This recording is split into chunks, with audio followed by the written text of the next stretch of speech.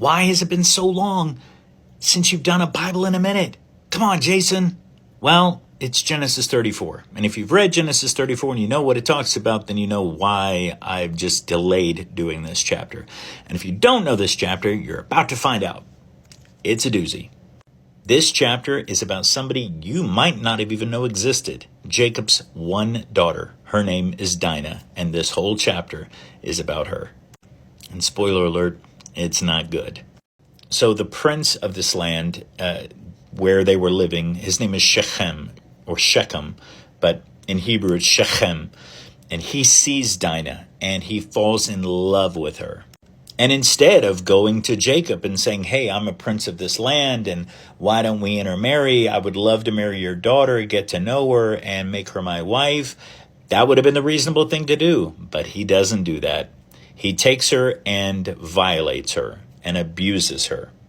Well, Jacob finds out, but he doesn't tell his sons. And then Shechem and his father come and talk to Jacob, and that's when her brothers find out what Shechem has done to their sister Dinah.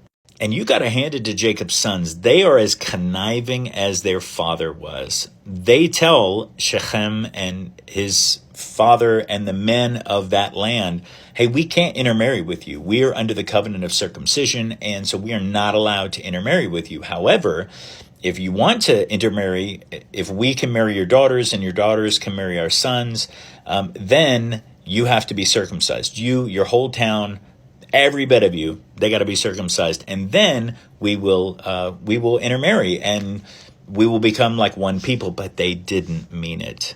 It was a trap. When the men of the city are healing from the circumcision, some of the brothers go down to the city and they slaughter all the men, like they kill every man. So they basically looted the town.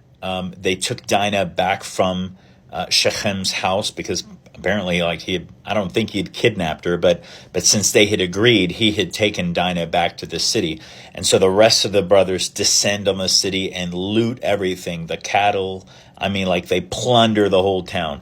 Jacob hears about it and is furious because he's like, now other cities will hear about what we've done and we will become a stench to them. We will become offensive to them.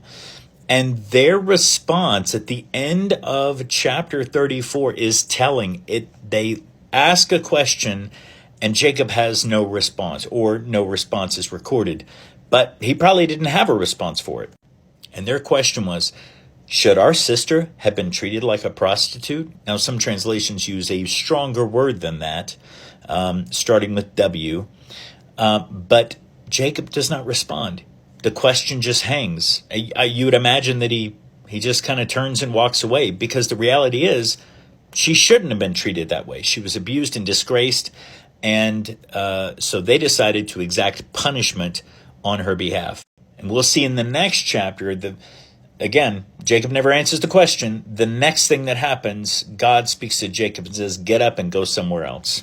Whether God was protecting him from other people that live nearby, we don't know. But they do. They get up and they move. Read chapter 34. Let me know what you think.